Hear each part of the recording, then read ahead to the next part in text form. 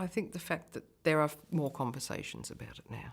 10 years ago, you would never have heard a conversation about this. Most people hadn't even heard the word, let alone know how to spell it.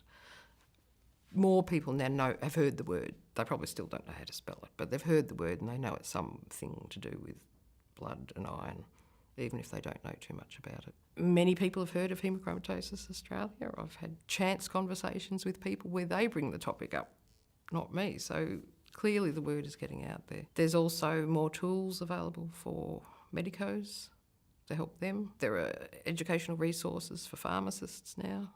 I think you've got far more chance if you go into a pharmacy store now and say you want to buy some iron tablets, that the staff may well ask you, do you know you're iron deficient? Are you sure you need these? Go and have an iron studies test with your doctor. So I think that's a good thing. All those tiny little things, people might not be talking about the condition itself, but they're talking about the related issues around the condition, and I think that's got to be a good thing. You don't need a degree to understand this, you just need some basic things to read so that you get a bit of an understanding about it. And that's why support groups are so helpful. I'm not aware, maybe there is, but I'm not aware of any other really good comprehensive information provided by any group other than Haemochromatosis Australia. So I think they do have some really good resources that's worth looking at online. Or calling the info line if you want to chat to someone. Because oftentimes it is very helpful if you've been feeling unwell. It is helpful to talk to someone who has a good understanding of what you're talking about.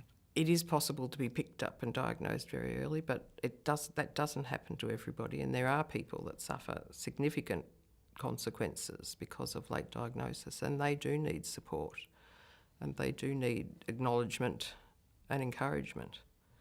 So I think support groups perform a really major role, not just in providing support for people when they need it, but also in raising awareness, because the more people, we need people to know that this condition exists, for one thing. We need people to talk about it just in general terms and be aware of it. And we need the medical professions to be talking about it within their sphere of influence as well. And to that would help the medical professions to ensure that they know they've got the right toolbox and the right resources that they need to make appropriate diagnosis for people sooner rather than later. So I think it is very important. Iron buildup in this condition is quite slow. So generally speaking, children won't be affected. They won't start to develop high iron levels until adulthood, well into adulthood. So there's no need to panic. I'd say if you've got young children, don't panic. In fact, don't even think about it, because the last thing you want to do, you don't want to limit the iron intake of young children, because young children need iron as they're growing. So you wouldn't even need to gene test young children. Wait until they're adults. They can understand the issues, they can give their own consent to have the test done, because they're not going to become unwell when they're little. So it's not a problem.